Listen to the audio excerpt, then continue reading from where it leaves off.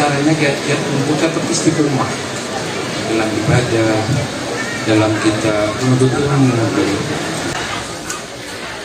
Baik, izin ya. Waktu tanya tentang istiqomah ke para guru, jawabannya ada yang pada beda-beda.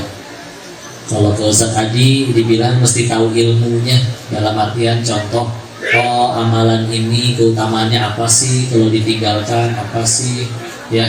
Ada orang bisa termotivasi untuk itu. Dan bahkan ada kitabnya Syekh Al-Munziri ya, kitab Targhib wa Tarhib, itu anjuran dan ancaman. Jadi satu amalan itu dikasih keutamaannya apa, kalau ditinggalin kerugiannya apa, itu lengkap semua ibadah ya. Nama saya Sarif Hidayat, saya asal Dieng. Kebetulan saya sering mengikuti istilah Qademis ya. Saya sedikit terinspirasi dengan beliau. Kemudian pertanyaan saya adalah, kita itu sama-sama sedang belajar. Seperti yang disebutkan tadi Qademis bahwa kita pengen jadi alim, kita pengen jadi terbaik untuk Allah SWT gitu ya. Kemudian pertanyaan saya berikutnya adalah, gimana caranya giat-giat untuk tetap istiqomah dalam ibadah, dalam kita menuntut ilmu. Kemudian terakhir, ketika kita dulu pernah melakukan kesalahan kepada Allah, kita bertobat gitu. Apakah dengan tobat itu kita sudah selesai urusannya dengan Allah, atau setelahnya apa yang harus kita lakukan dengan Allah? Apakah hanya tobat saja habis itu selesai, atau seperti apa? Ada ini ya soal berapa kan? Baik, izin ya. Waktu tanya tentang istiqomah ke para guru, jawabannya ada yang pada beda-beda. Kalau ke Ustadz Adi dibilang mesti tahu ilmunya, dalam artian contoh, oh amalan ini keutamaannya apa sih, kalau ditinggalkan apa sih, ya. Ada orang bisa termotivasi untuk itu. Dan bahkan ada kitabnya Syekh Al-Munziri ya, kitab Targhib wa Tarhib, itu anjuran dan ancaman. Jadi satu amalan itu dikasih keutamaannya apa, kalau ditinggalin kerugiannya apa, itu lengkap semua ibadah ya. Itu Masya Allah. Dan sudah ditakhrij ulang oleh Syekh Nasruddin Al-Albani, jadi Sahih Targhib wa Tarhib, ada 6 jilid. Itu ada yang bisa termotivasi dengan itu. Tapi yang paling pertama jelas paling penting harus minta tolong dulu aja ke Allah. Kadang-kadang kita kurangnya minta tolong ke Allah nih. Contoh, kok gimana ya biar bangun tahajud, udah alarm 3, minta bangunin tetangga, minta bangunin teman-teman, kok masih nggak bangun. Kadang ketika ditanya, udah minta tolong belum ke Allah? Iya juga ya. Habis sholat isya aja cobain, ya Allah saya pengen bangun tahajud, meskipun gak pakai alarm, kalau Allah udah mau bangunin mudah. Pengen pipis, digigit nyamuk, gempa bumi, tsunami, jangan ya, terlalu kejam gitu ya. Ada, bisa aja bangun ya. Selanjutnya, kalau saya pribadi mah yang paling ngefek, ingat sama dosa. Kadang ketika mikir, ya Allah nanti bakal cita-cita sama-sama ke surga. Yang rajin ibadah sama yang rajin maksiat, dan sama-sama pengen dapat kebaikan setelah kematian. Tapi kalau melihat orang, ya Allah dia zuhur 2:30, asar 5:30, subuh 8:30, seumur hidup gak pernah duha dan tahajud, kira-kira bisa gak ya dia ke surga? Bisa, karena saya hakul yakin dia gak punya dosa sebanyak saya. Maka diri yang layak Allah matikan ini ternyata malah diizinin oleh Allah untuk bisa pulang ketemu guru ngaji, terus nggak mau baca lebih banyak, ngaji lebih banyak, ibadah lebih banyak, merasa nggak tahu diri aja di hadapan Allah, malu. Dan utangnya lebih banyak tapi nggak mau bayar lebih banyak, kan nggak masuk akal. Sedangkan kita sendiri nggak suka sama orang yang nggak tahu diri, masa kita biarkan diri kita jadi orang yang nggak tahu diri? Sering juga wisata rohani, ketemu para guru, main ke kuburan, ya Allah dia lebih kaya dulu tapi dimakanin cacing juga. Ke rumah sakit, ketemu orang yang kebebasannya terenggut, harus sakit. Ketemu anak-anak yang di rumah kanker waktu itu, divonis dokter usia saya tinggal 6 bulan kok, tapi bisa mereka yang ngajak bahagia. Itu amat sangat menghidupkan hati. Makanya itu juga salah satu alasan mengurangi banyak jadwal di TV, karena ya gitulah ya, beda bahasannya sama ketemu orang-orang yang seperti itu ya. Itu. Dan kalau pertanyaannya, apakah cukup dengan tobat aja begitu? Nanti ampunan yang saya tahu ada dua ya, ada ghafurun, ada afuun. Apa bedanya? Kalau kata AA mah seperti ini. Kalau ghafur tuh diampunin, tapi catatannya masih ada katanya. Tapi diampunin, tapi masih ada catatannya. Kalau afuun itu ampunan yang bahkan seolah catatannya juga hilang. Jadi di hadapan Allah seolah-olah kita nggak pernah ngelakuin itu sama sekali. Bahkan itu dijadikan doa yang paling sering dikumandangkan Nabi kalau di malam 10 malam terakhir Ramadan. Allahumma innaka afuun tuhibbul afwa fa'fu anni. Atau kadang kalau yang kita bacanya sholatnya pakai riwayat yang di antara dua sujud, Rabbik fili warhamni wajhuni warfani warzuqni wahdini wa'afini wa'afu anni. Kan depannya udah Rabbik fili, ampunan juga. Tapi kan beda, mohon ghafurun sama afuun. Ya. Dan kabar baiknya kata Allah di Quran surat 35, surat Fatir ayat 45. Walau yu'akhidullahu an-nas bima kasabu ma taraka 'ala dhahriha min dabbah walakin yu'akhiruhum ila ajalin musamma. Ya. Kalau sekiranya orang buat dosa kontan hukumannya dari Allah, kata Allah gak akan tersisa satu makhluk yang bergerak, yang bernyawa di muka bumi ini. Berarti kan maknanya gak ada yang luput dari dosa. Atau yang kedua, dosa sekecil apapun kita tuh layak dimatiin sama Allah. Cuman kan pertanyaannya, kenapa masih ramai kayak gini? Walakin yu'akhiruhum, Allah akhirkan untuk mereka sampai waktu yang ditentukan. Berarti ya sudah, kalau emang Allah udah gak ada niatan pengen ngampunin kita, mudah bagi Allah matiin waktu kita lagi maksiat. Kenapa kita masih dibiarin hidup? Udah maksiat berapa kali ini diri ini, kok masih hidup aja? Berarti Allah masih nungguin kita tobat. Ya udah, itu aja yang diharapin. Ya. Apakah cukup tobat? Nggak tahu. Saya juga sampai sejauh ini nggak pernah dapat SMS kan, selamat tobat Anda telah diterima. Tapi ya udah ya, terusin di sini. Toh kalau emang Allah udah benci, udah jijik sama diri ini, udah dimatiin dari dulu. Ya, dan sering-sering bertemu para guru ya. Malah beri banyak, sok lebih enak dibagiin sambil menatap, melihat syukur dan berterima kasihnya mereka hanya karena sekotak nasi. Beda itu rasanya. Kok bisa beli bangunan, villa, rumah gede, segede-gedenya bangunan, tidurnya di atas kasur ya. Segede-gedenya kasur 2x2 yang king size. Gak mungkin bapak ibu guling-guling ngegelinding ke setiap bagian rumahnya. Yang jujur yuk, yang paling nikmatin villa mewah tuh siapa sih? Si mamang sama si bibi berenang tiap hari di villa, seger nikmat ya. Tiap hari lari-larian di taman kayak film India ya. Mama, bibi, mau tidur di lantai berapa sayang? Enak kan? Tiap bulan digaji, nggak mikirin hisab. Coba yang punyanya belum tentu datang setahun sekali. Harus gaji karyawan, mau di aku nggak bisa, nanti kan ketahuan KPK ya. Makanya harus pakai nama si mama ya. Gaji karyawan, maintenance kolam renang, ngisi token listrik. Nah lu villa gede ngisi token masa 20.000? Harus banyak kan. Dan yang paling repot dihisab, beneran ya. Yang kami lihat di Thailand tuh kayak begitu. Dulu ketika sudah mulai ngerasa jenuh, awalnya kita senang-senang aja terima uang banyak itu. Tapi karena keberkahannya sudah hilang, saya mulai jenuh, gelisah, terus mikir pasti alasannya satu, yaitu mungkin saya cuma kurang kaya. Jadi gaul sama yang lebih kaya.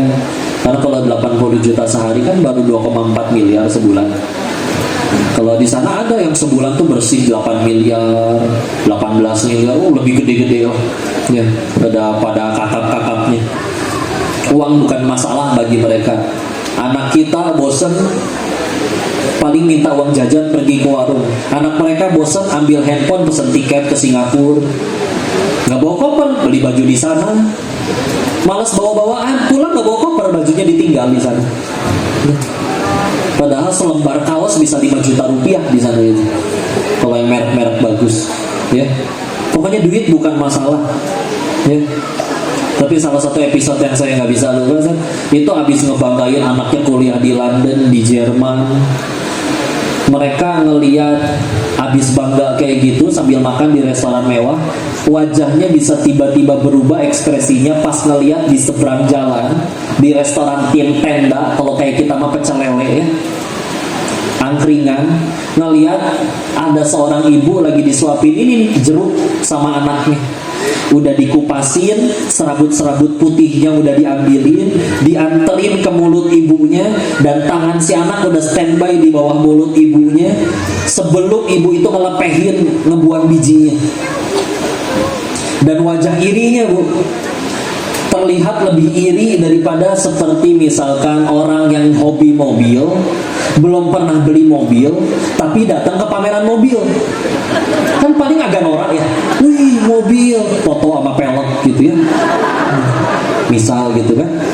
Tapi masih ada cahaya kan di wajahnya, saya tinggal kerja keras kebeli ini mobil. Entah kapan meskipun nggak tahu, tapi masih ada cahaya.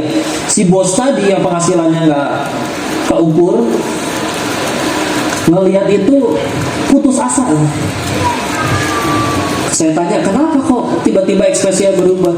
Dia nanya sederhana ya, lu lihat gua miss, karena saya lebih muda, saya manggil dia karena dia Chinese juga dan lebih tua, jadi manggilnya Koko. Kenapa kok? Ya lu lihat gua lah bro. Menurut lu apa sih yang kurang dari kita, dari gua tuh? Kita udah jauh-jauh nyari duit di sini, ngelanggar hukum, bertentangan dengan aturan, dengan segala macam resikonya. Dapat kita duit bro, tiap bulan, tiap hari malah. Tidur juga ngalir duit kita daripada pemain judi yang pada kalah. Tapi karena dia bukan muslim ya, tapi kalau saya bahasain, tapi demi Allah anak saya nggak pernah tuh kayak ibu yang di seberang jalan itu tuh. Cerita kan dia, saya berusaha ngibur, kan anak lu keren kok, kuliah di London, di Jerman. Kalau mau jujur, terakhir nelpon ke bulan lalu, itu juga minta duit. Gak minta duit gak nelpon. Kita orang tuanya kangen, nelpon, di reject tuh sama tuh anak, lagi dugem katanya sama temen-temennya. Giliran minta duit, hari itu juga mesti dikirim, kalau nggak di blok coba WA orang tuanya. Lu anaknya kuliah di luar kayak gitu. Kan ada anak lu yang lain masih tinggal di rumah, yang sering keluar negeri tadi katanya, di rumah dia nggak pernah ketemu bro. Saya langsung ingat, iya sih, rumahnya dari ruang tamu sampai kamar anaknya harus naik angkot tuh. Gede Zat rumahnya, ampun Zat. Dia di dalamnya ada lapangan bola lagi Zat. Luar biasa ya. Kan di kamar anaknya lengkap, PlayStation, internet, komputer, semua lengkap. Jadi gak mau keluar. Jadi jarang ketemu sama anaknya. Kadang katanya rindu waktu masih sederhana, kumpul sama anak istri masih kecil-kecil, duduk di lantai, sofa juga gak punya, kemana-mana juga cuma naik Jupiter. Sekarang kemana-mana naik lemper Gini, gak boleh sebut merek ya, lemper Gini, tapi garing hidupnya. Oh ternyata mereka lagi ngerasa kayak gitu. Bahkan ada sebagian yang sudah lebih sepuh, dapat info, ini ternyata kenal juga sama ayah saya, masih satu circle. Ditemukan wafat 7 hari nyaris busuk di kos-kosan pinggiran kota. Ayah saya dengar berita itu dari kakak perempuannya, nggak percaya. Orang dia kaya kok, anak-anaknya pun mewarisi kekayaannya. Masa meninggalnya di kos-kosan pinggiran kota nyaris busuk 7 hari? Oh iya, ternyata hikmahnya saya merhatiin. Orang tuanya dulu ngajarin kayak gini Zat, ke anak-anaknya. Nasihatnya pendek, tapi kalau masuk ke hati anak-anaknya, naudzubillah. Orang tuanya sering bilang kayak gini, nah, kalau gaul sama orang gak jadi duit, gak usah kenal, percuma, buang-buang waktu. Masuk Zat ke hati anak-anaknya. Orang tuanya udah tua, sakit, udah warisan terbagi-bagi semuanya, gak ada yang mau ngurus. Terus gimana nih ayah kita? Ada kos-kosan pinggiran kota cuma 700.000, kita taruh aja di sana. Ibu tahu kata taruh nih, ini botol nih, benda ditaruh, benda ya ditaruh. Ini bapak ditaruh, emang benda. Nanti seminggu sekali pembantu kita jenguk. Pas salah satu pembantunya jenguk, air kencing menggenang, sampah berantakan, mayatnya udah meninggal 7 hari yang lalu. Dan demi Allah, yang ngebunuh beliau bukan masa tua dan sakitnya, tapi perasaan dibuang oleh anak yang dulu dia bangga-banggakan. Sok jujur-jujuran, ibu punya anak viral, terkenal, banyak uangnya, tapi tapi ibu diperlakukan seperti film azab Indosiar, mau bu? Ya nggak kan? Tapi misalkan anak ibu nggak bisa ngitung, matematikanya jeblok, nah ibu tanya ya, 2 tambah 2 berapa nak? 5. Ya Allah, misalkan ya. Tapi sholat subuh nggak usah dibangunin, dia udah bangun duluan. Nggak pas lagi nggak ada orang tuanya bisa ngajak anak-anak adik-adiknya untuk dijaga. Ibunya belum minta bantuan, udah nawarin bantuan, peka anak kayak misalkan. Dan setiap hari rajin ngedoain orang tuanya. Ya, pernah ngeliat kajiannya Ustaz Nuzul Fikri, katanya salah satu indikator orang itu soleh atau enggak, lihat aja dia sering nggak ngedoain orang tuanya. Ya, Insya Allah. Itu asli. Kita meninggal nggak akan ditanya anak kamu udah centang biru belum? Enggak. Anak kamu udah pernah foto sama Raffi Ahmad belum? Enggak, asli ya. Nggak akan ditanya ya. Oh mereka gitu pada stres. Oke. Si bodoh ini masih nggak percaya. Saya pengen nyari, masa sih nggak ada yang happy ending, meninggal dengan bahagia? Mampir ke kasino-kasino yang udah paling sepuh di sana, temuin karyawan paling seniornya, saya tanya, ini pendiri kasinonya kemana? Lu nggak tahu? Kan masih di penjara, dikhianatin anak buahnya. Oh, oke. Pindah ke kasino yang lain. Ini pendirinya kemana? Kan udah meninggal, kena HIV/AIDS. Meninggal HIV/AIDS, tahu nggak kayak gimana? AIDS itu bukan penyakit ya, tapi HIV itu virus yang menyebabkan sindrom, namanya acquired immunodeficiency virus, disingkatnya AIDS. Nah, AIDS itu membuat sistem kekebalan tubuh kita tuh mati. Jadi semua penyakit bisa masuk. Paru-paru kena TBC, mulut jamuran, badan kusta, kencing bernanah, pantat ambeien, semuanya. Karena semua penyakit bisa masuk. Bentuk fisiknya nggak ada yang bagus meninggal HIV/AIDS itu. Buruk seburuk-buruknya. Ya. Meninggalnya seperti itu. Pindah ke kasino yang lain. Ini mana pendirinya? Kan agak gila, anak istrinya kabur sama laki-laki lain. Pindah ke tempat yang lain. Ini mana pendirinya? Tuh rumahnya di belakang, kaya masih hidup. Wah ada nih. Ternyata pas ketemu orangnya pelangga, blow on, stres. Kenapa? Anak-anaknya mati overdosis narkoba semua. Nggak ada yang happy ending. Dan izin ya, saya cerita kayak gini bukan dari sudut pandang pemain yang dikerjain sama bandar tiap hari, setornya duit rungkat ya. Berharap rezeki dari kakek Zeus katanya. Padahal rezeki dari Allah. Dan kurang ajarnya mereka main slot, main judi bisa bismillah tuh. Bismillah. Giliran makan nggak ngomong bismillah. Ngebelinnya. Udah. Dunia mulai membosankan, yang ada di situ juga pengen berhenti, yang udah lebih lama nggak ada yang happy ending, kehilangan alasan untuk tetap di sana. Tapi takut saat mau pulang. Di Bogor saya ngapain? Mulai lagi dari nol. Aduh. Pas lagi takut sama rezeki, Allah kenalin sama kajiannya AA. Ngeliat di tempat judi kan. Kasih ngeliat handphone, buka YouTube, muncul kan rekomendasinya. Belum masukin keyword apa-apa, belum masukin kode apa-apa, ya. Terus muncul kajiannya cuma 5 menit, anjing. Cerita tentang kalau kamu takut sama rezeki, tonton video ini gitu lah ya. Ternyata cuma nyeritain itu tentang janin anak kecil di dalam perut ibunya. Sebelum ini otak udah bisa ngebul mikirin masalah rezeki dan duit. Waktu otak kita belum jadi di alam rahim, masih janin, dapet tuh. Ibu kita makan jengkol, makan pete, makan apapun, diserap oleh tubuh, diambil vitaminnya oleh aliran darah, dialirin, ada yang ke ibunya, ada yang ke anaknya. Pertanyaannya satu kata waktu itu, so itu janin yang nyari rezeki atau rezeki yang datengin janin? Masa kamu udah gede, bisa sholat, bisa kerja, bisa minta, segitu ragunya sama Allah, segitu takutnya masalah rezeki? Buyar teman-teman. Tutup YouTube-nya, buka browser, pesen tiket, pulang. Nyantri ngaji dari hari itu sampai hari ini kayak masih nyantri. Cuman rencananya kira-kira waktu itu masih ada plan B, rencana bismillah kan hijrah nyari ayat-ayat tentang hijrah, janji Allah teh apa aja. Sambil hijrah masih ada sisa uang di sana meskipun tinggal beberapa ratus juta doang waktu itu. Ya. Tapi sambil hijrah saya pasti sukses nih di Indonesia. Tapi mungkin kata Allahnya saya sudah ngebayangin kayak gini. Mungkin Allahnya ngomong kali ya, katanya mau hijrah, mau tobat, masa uang haramnya masih dipegang. Tapi nggak sanggup ya ngebuang semuanya ya. Iya ya Allah, nggak sanggup, terlalu melekat di hati.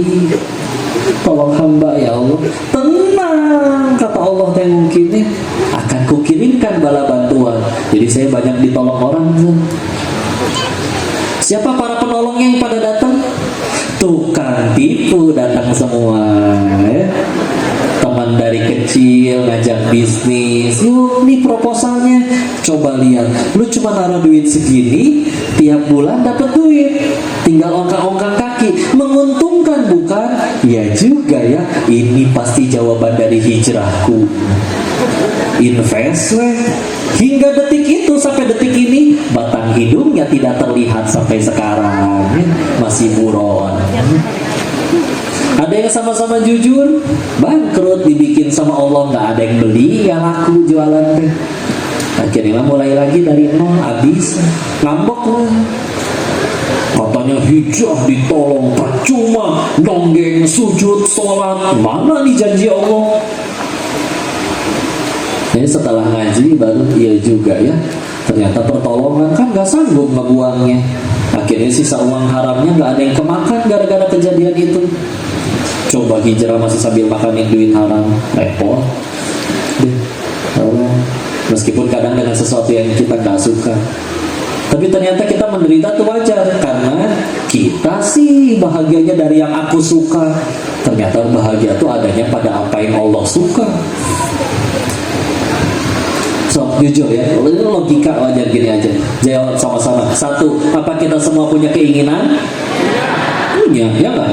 Orang pengen kaya, katanya kaya bahagia. Orang pengen selingkuh, katanya selingkuh bisa bikin bahagia. Orang korupsi, katanya banyak uang bisa bahagia. Semuanya pengen bahagia, betul? Berarti kita semua punya keinginan. Dua, apa Allah juga punya keinginan? Punya. Allah ingin kita selamat, bahagia. Tiga, dari lahir sampai detik ini jujur, lebih banyak mengejar yang Allah suka apa yang kita suka? Terus sejauh ini udah ngejar yang kita suka, kok masih sering menderita?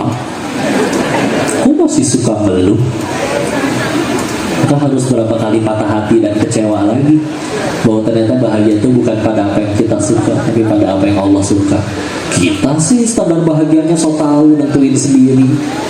Percuma gaji segini, saya mah baru bahagianya nanti kalau udah centang biru, kalau followernya udah sebanyak dia, kalau rumahnya udah segede dia. Enggak lah. Padahal Allah udah nentuin bahagia tuh adanya tuh di Quran, tinggal diikutin. Nah, ya udah. Akhirnya mulai lagi weh, dari nol nyari kajian di depan masjidnya, ngemper jualan kaos kaki 10 ribuan. Teh Yunda juga ikut, Masya Allah dampingin, naik motor hujan-hujanan, jas hujan satu, saya pakai bawahnya, Teh Yunda pakai atasnya, tetap basah sih. Namanya setengah-setengah, karena itulah mungkin belahan jiwa ya. Cie kok Denis. Tapi saya Masya Allah, jualan kaos kaki dia kadang jadi kurir sempat bawa paket di motor 60 paket 70-an ngetok-ngetokin pintu tok paket. Nah, waktu itu mah nggak ada yang kaget, kok Denis yang ngetok? Enggak, boro-boro ya, siapa kok Denis ya? Malah diteriakin, udah lempar aja ke dalam. Nggak ada lempar, lupa ya Allah dia TCOD jadi kudu nalangin. Ada-ada aja ya. Enggak, tapi gitu ya udah kesini. Udahlah, udah ada yang ngaturin.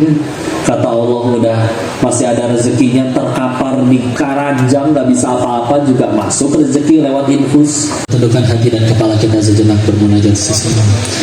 بالله من الشيطان الرجيم بسم الله الرحمن الرحيم اللهم صل على سيدنا وحبيبنا وشفينا ومولانا محمد وسلم رضي الله تبارك وتعالى عن كل صحابة رسول الله أجمعين بسم الله الرحمن الرحيم حمدا شاكرا حمدا ناعما حمدا يوافي نعمه ويكافئ مزيدا وربنا لك الحمد كما ينبغي لجلال وجهك الكريم وعظيم سلطانك اللهم صل على سيدنا محمد وعلى آل سيدنا محمد لا إله إلا أنت سبحانك إني كنت من الظالمين اللهم اغفر للمسلمين والمسلمات والمؤمنين والمؤمنات الأحياء منهم والأموات اللهم اغفر لنا ولوالدينا وارحمهم كما ربونا صغارا يا مقلب القلوب ثبت قلوبنا على دينك اللهم أعنا على ذكرك وشكرك وحسن عبادتك ya Allah berkahi majelis ini ya Allah ajarkan ilmu yang bermanfaat saja pada kami ya Allah jadikan sisa usia kami hanya mengejar ridho-Mu saja ya Allah jadikan Kau yang berkuasa nomor satu di hati kami ya Allah ya Allah muliakan guru-guru kami ya Allah muliakan siapapun yang menjadi jalan ilmu bagi kami muliakan Ustaz Irfan dan keluarganya muliakan siapapun yang hadir di sini ya Allah jadikan kami pulang dalam keadaan seluruh dosa kami sudah Kau ampuni ya Allah jangan Kau biarkan kami wafat dalam keadaan taubat kami belum Kau terima ya Allah jangan Kau biarkan kami wafat dalam keadaan dosa-dosa kami belum Kau ampuni ya Allah kami takut akan siksa namun juga tidak layak atas surga-Mu ya Allah namun jika kami tidak bisa berdoa kepada siapapun hanya kepada siapa lagi kami harus berdoa melainkan hanya kepada-Mu ya Allah ya Allah berkahi dan muliakan kedua orang tua kami angkat tinggi derajatnya muliakan mereka terima amal solihnya ampuni dosa-dosa dan kesalahannya izinkan kami bisa menjadi pahala jariah bagi mereka ya Allah ya Allah berkahi siapapun yang ada di Masjid Al-Fatih ini ya Allah panitianya, guru-gurunya, santri-santrinya, aktivisnya, jamaahnya pilih kami menjadi hamba-hamba-Mu yang husnul khatimah ya Allah istiqomahkan kami dengan iman yang Kau titipkan di hati kami ya Allah jangan Kau biarkan kami kembali sesat setelah Kau titipkan iman dan ilmu di hati kami ya Allah ya Allah anugerahkan kepada kami pasangan yang salih salihah hafiz hafizah anugerahkan kepada kami keturunan yang salih salihah hafiz hafizah Rabbi habli minas salihin Rabbi habli minas salihin Rabbi habli minas salihin Rabbi habli minadunka dzurriyyatan thayyibatan innaka sami'ud du'a Rabbi la tadharni fardan wa anta khairul warithin Rabbi ij'alni muqimas salah wa min dzurriyyati rabbana wa taqabbal du'a ya Allah selamatkan saudara-saudara kami di Palestina ya Allah